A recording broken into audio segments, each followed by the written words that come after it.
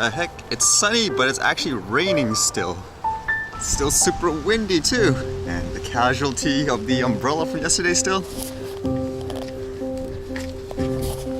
I was actually gonna go to the store and see if there's another one. I actually don't mind paying like a premium price for the umbrella as long as it works.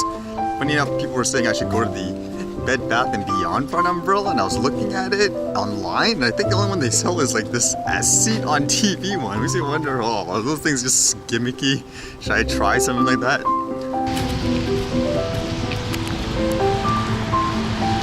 Okay, it's actually not raining here. Let's see if it holds up and I can get some flight practice in. Hey, champ. Hey, what's good? How you doing? Happy New Year. Oh no, I was talking to that gentleman for a while, now it started to rain again. Did I just lose my opportunity to fly it? I was actually reading a lot about those CES 2019 speculations, what will be shown. Sounds like it's going to be a lot of things like, I guess, self-driving cars, foldable screens. I'm not sure how much drone stuff there will be as well. Although it was interesting to see here, it says that Vuzix company is going to start selling its AR smart glasses, it says, for $1,000. I was thinking for here, for drone regulations and for people that fly FPV, it doesn't sound like they've eased up the regulations in the future in terms of being able to fly with these goggles in your eyes that basically cover your vision physically. So it makes me wonder if stuff like this, you're going to have to use stuff like this to fly that for fun outdoors at least. And $1,000 sounds a little pricey still, but I guess that's kind of in line with what a lot of other people charge. Although it will be useful even for regular day use and stuff like that, if something is actually usable. And I guess, as they say, it looks okay, because a lot of the other ones, they actually look so futuristic where I'm pretty sure it would intimidate people that you walk by and they see that. I guess this was expected in terms of the news with the Gatwick and stuff. It says Gatwick and Heathrow buying anti-drone equipment. Gatwick and Heathrow are to spend millions of pounds on anti-drone technology following the disruptions at the Sussex airport before Christmas. It's one of those things where, again, they didn't even show anything that is an actual drone. They kind of imply, you know, there's a possibility that all the sightings and stuff were false. And yet, I guess this was expected. If they're gonna spend millions or billions or whatever dollars in security measures, it makes me wonder if they wanted to do it anyways, but then this is more of an excuse to expedite it for whatever reason. But for me, my main question would be whether or not this will affect, I guess, just people who fly for fun over there. And then I saw this and wonder, what's this all about? It says Donald Trump drone expert. The reason why it caught my attention is because I even talked about it the other day. What exactly makes a drone expert nowadays? Because there's no real consistency in terms of why you would call this guy the drone expert versus that guy. So I was trying to wrap my head around this since I'm not exactly updated with whatever is going on to generate this report. It says, quote, "You see what's just been put out on social media," Trump stated, referring to some unspecified post that may or may not exist, where thousands of people are rushing the border, having a drone fly overhead, and I think nobody knows much more about technology, this type of technology, certainly than I do. So I was trying to, again, like, understand what was the context of it. I think it was talking about creating that wall or something like that, like on the US and Mexico border, and he's saying things like people will just send drones or whatever to monitor it, I think, and he's saying that won't be as effective as having an actual wall.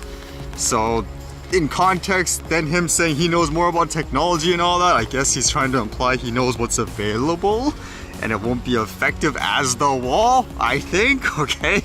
Probably one of those political things, I guess, the media are gonna fight each other about trying to interpret what a person meant, whatever. You let them do that stuff, that's part of their spiel, I guess you could say. But it makes me wonder, how exactly do you classify a drone expert? I'm surprised it's not more simple in terms of categories, because I find it interesting, like for that Gatwick thing, for example, when it's more about security measures and stuff like that. Like a lot of the people they interview was just a regular, you know, commercial flyer. Whereas I would imagine you would want like some kind of security expert in that sense, don't you? Or maybe it's just too new where in general, even people within the drone community can't even, I guess, identify who's the expert in what and how. Actually, in many ways, it almost reminds me of video games. Like, how would you determine who's a quote expert gamer, for example? In most cases, people are just like, oh, I don't know, whoever plays video games the most, whereas someone would say, whoever won a championship. So it makes you wonder how you would identify that in the drone community, so to speak.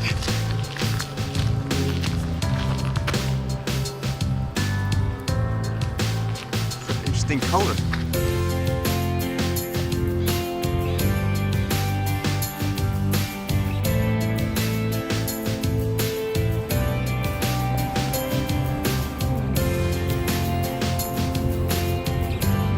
Based on the sound, it sounds almost like the airplane's so close to that helicopter, but I don't see it in sight here. Do they actually communicate with each other, or is it just, I'll stay on my side, you stay on your side, like, for the most part?